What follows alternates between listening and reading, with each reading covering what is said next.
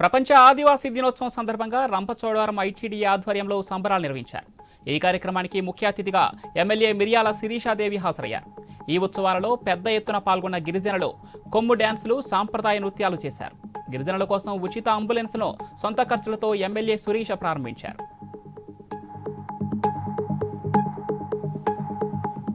Nizamabad municipal corporation revenue inspector Narender ఇంట్లో సోదాలు చేశారు ఏసీబీ అధికారులు. పలు కీలక డాక్యుమెంట్లను, బంగారు ఆభరణాలను, విలువైన వస్తువులను సీజ్ చేశారు. నరేందర్తో పాటు అతని బంధువులు, బినామీల ఇళ్లలో ఏకకాలంలో దాడులు చేశారు.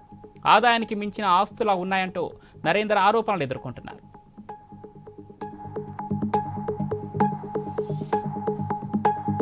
మహబూబాబాద్ జిల్లాలో సారా తయారీపై ఉక్కుపాదం మోపారు ఎక్సైజ్ పోలీసులు. సారా తయారీదారులపై పీడీ యాక్ట్తో పాటు ఇతర చట్టాలను ప్రయోగిస్తామని హెచ్చరించారు. వివిధ కేసుల్లో పట్టుబడిన 890 క్వింటాల నల్లబెల్లం, క్వింటాన్నర పట్టికను మున్నేరువాగులో పడేసి నిర్వీర్యం చేశారు. ప్రతి పౌరుడు బాధ్యతగా వ్యవహరించాలని సూచించారు.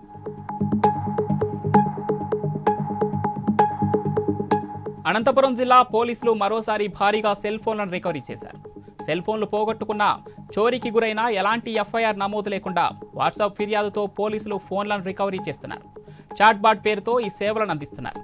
తాజాగా 53 లక్షల విలువ చేసే 266 సెల్ ఫోన్లను రికవరీ చేశారు.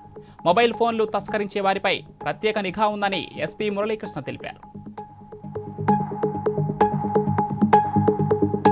వేములవాడ మండలం హన్మాసిపేట గ్రామానికి చెందిన ఓ వృద్ధ మహిళకు అనారోగ్య సమస్యతో 108 అంబులెన్స్లో తీసుకెళ్తున్నారు. అయితే ఇటీవల కురిసిన వర్షాలకు రాకపోకలు నిలిచిపోవడంతో 108 సిబ్బంది ఒడ్డున వాహనం నిలిపి వృద్ధ మహిళను స్ట్రక్చర్లో తీసుకెళ్లారు. అసంపూర్తి బ్రిడ్జి పనులతో చుట్టుపక్క ఉన్న గ్రామాల ప్రజలు తీవ్ర ఇబ్బందులు ఎదుర్కొంటున్నామని ఆవేదన వ్యక్తం చేస్తున్నారు.